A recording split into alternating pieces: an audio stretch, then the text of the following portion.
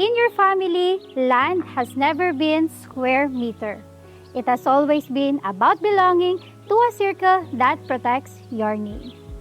The addresses your grandparents chose were never been accident. It were decisions about who is allowed inside your perimeter and how that perimeter is preserved across time. Makati's core villages prove the model control, finite, never diluted. The lesson was not about amenities, it was about the governance, how a place preserves standards without shouting about them. Hi everyone, this is Christina Barro from Prestige Properties, your property guide here in the South. For your generation, permanence must evolve without erosion. You are not abandoning the addresses that build your name. You are extending the same discipline to where your children will be their prime years. At Trava in Santa Rosa, the structure is deliberate. 315 titled estate lots only, 550 to 750 square meter, 29 million up to 44 million today, transparented and finite. No second phase disclosed. There is no annex branding and no slow dilution of standards through microcuts. The products is singular, titled estate land with enforced character. It is designed for discretion, not spectacle, for neighborhoods you recognize, not surprises. This is not about leaving Makati.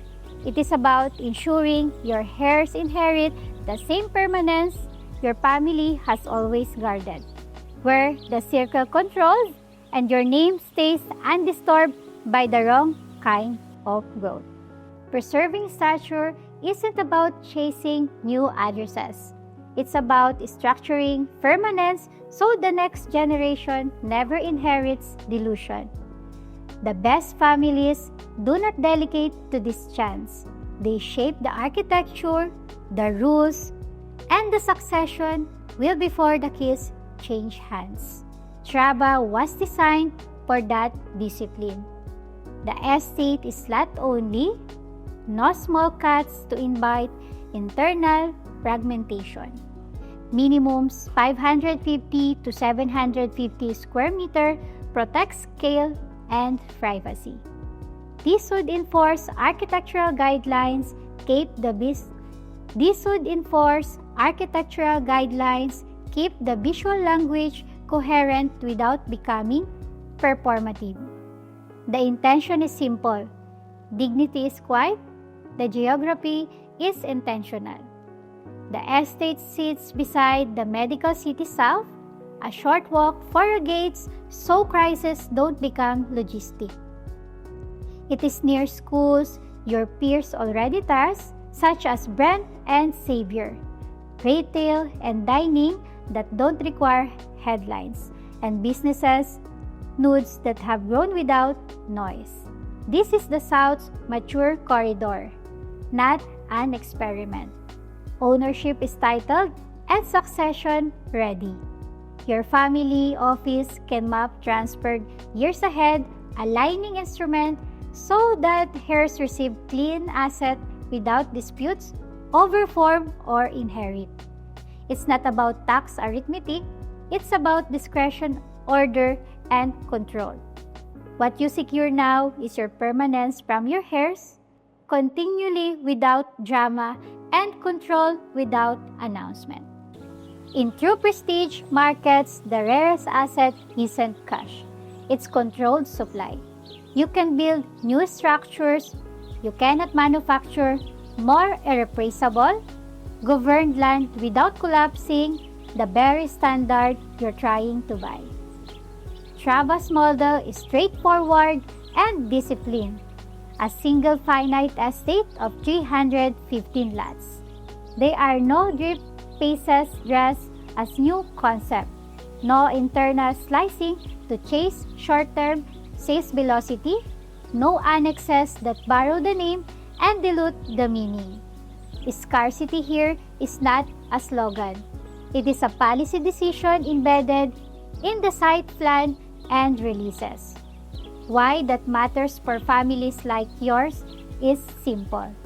When the number of stakeholders is chopped, governance is coherent. When the governance is coherent, standard holds. When standard holds, prestige outlives architecture and amenities. The houses change, the belonging does not. The South has grown, much of it is good, but only certain pockets were drawn with a hard perimeter. One circle, one language, one future. Trava sit inside the perimeter. That is the difference within the township that intends to scale and an estate that intends to stay. You are not buying into a campaign. You are buying into a constitution, one that protects your family from the slow erosion of just a little more supply. Healthcare as dynastic insurance, every family office knows. Wealth without health collapses. In practice, this means healthcare must be treated as dynastic insurance, redundant, proximate, and predictable. At Trava, care latency is minimal. The medical city South Luzon is short walk from the gates, immediate access to 24/7 emergency response and routine care. For international standard specialization, Asian Hospital in Alabang provides well-documented accreditation without a short drive. Surrounding an estate is a constellation of private hospital with roughly 10 to 20 minutes. Wali Medno Valley, Perpetual Health Binyan, Santa Rosa Hospital, which add redundancy without forcing you to change your daily geography. The point is not volume, it is layering, primary, secondary, and tertiary. Options are available without turning health into commute. When families evaluate addresses, they measure more than distance. They measure reliability. The assurance you want is simple. If something happens, we move once. In Trava case, the fight is already drawn. The heirs don't inherit uncertainty in health. They inherit proximity, redundancy, and resilience. That's not a marketing line. It's the operational and dynastic insurance. In dynasty's transition is where wealth is either preserved or fractured. The stories that end badly rarely fail on investment decisions. They fail on the handoff unclear titles, ambitious inherit, disagreements about standard surprises in the documents. The Trava permanence isn't left to chance. Titles are verified and clean. The estate deed restriction and the DSUD enforced architectural guidelines protect your character, which means heirs inherit not only square meters but a standard that is difficult to erode quietly. Your council can stage the transfer years in advance. Wheels aligned with instruments, power of attorney, configure for remote execution if needed, beneficiaries be fed, and governance so there is no gap between inheritance and stewardship. The goal is not speed for its own sake, the goal is order. This is not a lesson in tax number. It is a commitment to discretion and control. That when the envelope is opened and the time comes, the process is predictable. The neighbors remain who they should be. The place remains what was promised to be. The result is seamless continuity. Your heirs receive land free of erosion and free of noise, with all the signals that remind them the family name still carries the same weight inside the same circle. Prestige is not about walls. It's about the standard inside them. Families like yours do not purchase addresses to be seen. You secure places where your children and grandchildren will not have to negotiate the basics of belonging every few years.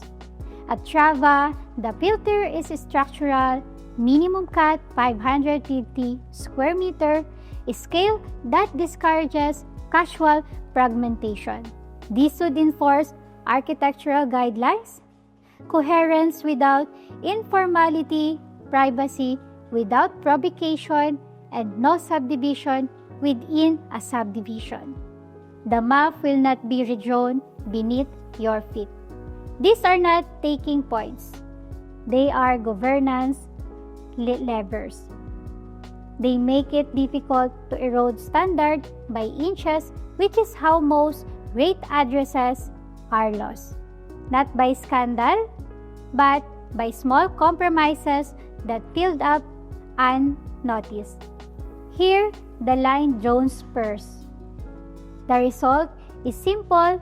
Every neighbor has passed the same filter. No delusion, no compromise. Architecture as governance. So you spend your years living, not defending. Historical, present, modern expressions. Legacy districts have shown the same truth for generations. Irreplaceable title land, preserve structure. You can renovate structure, you cannot replicate context.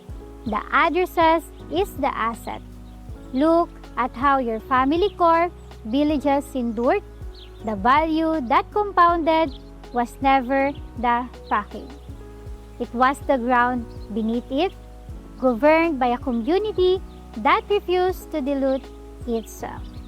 That is why names endure even as design tastes change. Santa Rosa's premier corridor has followed that principle from a different base. In the South, value has moved with institutions, school your fears chose, hospital that shortened response time, business park that raised professional gravity. As the corridor matured, the estates were limited and well-governed, appreciated in a way that felt steady rather than theoretical. The form has evolved, more contemporary architecture, border setbacks, quieter street plans, and service design to disappear into the background. But the principle did not change. Finite supply, enforced standard, titled ownership. For family like yours, President is not nostalgia, it is a due diligence. You've seen what works over half a century. Draw the line, defend it, and let time to do the compounding. This is the same playbook expressed in the geography where the heirs will actually live their lives. You already belong to established circle in the city. Extending that identity south is not an act of reinvention. It is an act of continuity. The question is not what is new, but what can remain the same where my children will live.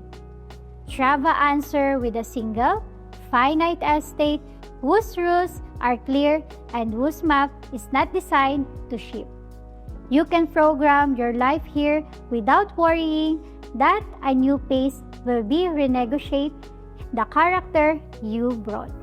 The neighbors are people who chose the same standard for the same reason. The daily reality is understated, a short walk, too defendable. Healthcare, school, the family's dream, and the drive that does not require explanation.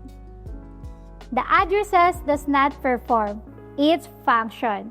This is where continuity lives not because it tries to replicate the city's past, but because it preserves the logic that made those places last, belonging defined first, growth permitted second.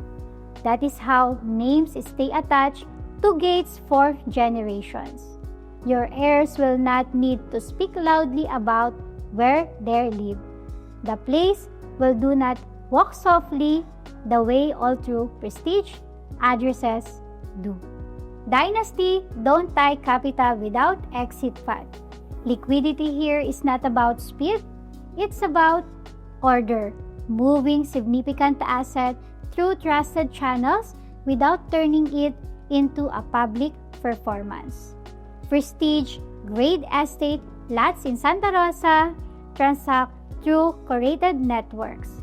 Family offices with south footprints, executive clusters around Technopark and nearby campuses, and fears relocating from the city who want to the south without the sprout.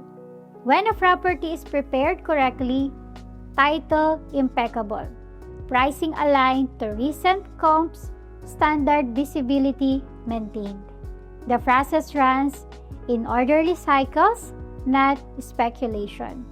Scarcity protects the entry.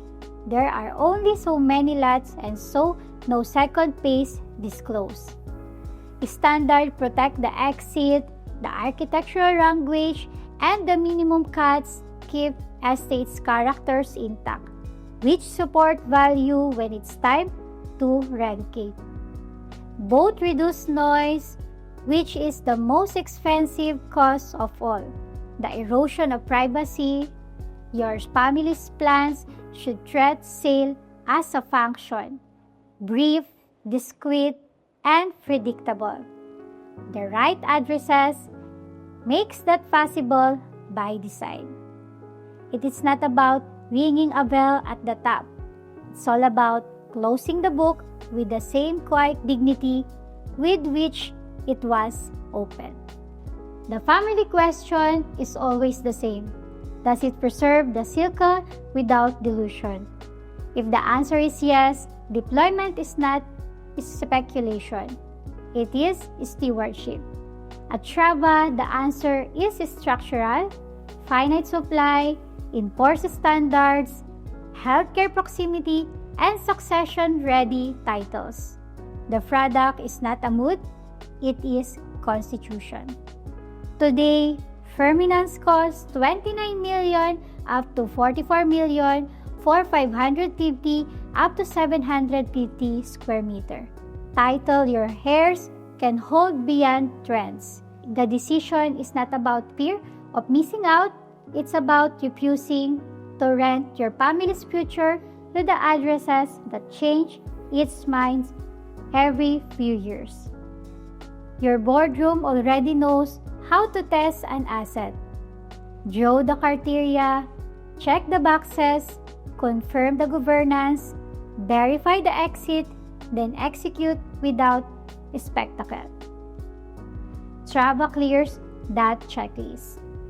The quiet answer is yes. Secure a private with GoRealty.ph Premier team, walk the estates, verify the governance, confirm the neighborhoods, and when the standards are satisfied, deploy your discipline.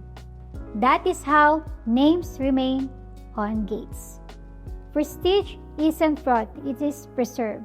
Trava in Santa Rosa holds only 350 titled estate lots, from 550 to 750 square meter, a finite circle with enforced standard, and healthcare's next door. This is continuity without dilution, lot-only product with decent enforced guidelines, neighbors who pass the same filter, and the map that won't be redrawn beneath your feet. Healthcare latency is minimal. The Medical City South Luzon is a south walk. Asian Hospital is brief drive. Additional private hospital nearby for a constellation of redundancy. Entry is protected by scarcity. Exit is protected by standards. Your heirs inherit not only land but a place designed to keep it character. 29 million, 44 million today for 450, 750 square meter. Only 315 families will ever hold the title here. Book a private consultation with GoRealty.ph Premier. Preserve the circle. So, to our kababayans abroad, imagine coming home to a community where your investment today becomes your family's legacy tomorrow. Trava in Santa Rosa offers more than just land. It offers permanence, prestige, and protection for generations to come. If you're ready to explore this once-in-a-lifetime opportunity, send us message directly or contact us at 63917-513-2484. You may also check the link in the description for the full details. This is Christina Barro, your Prestige Properties, guiding you towards the best investment in the South. Don't wait for the future. Don't wait for the future happen. Secure it today.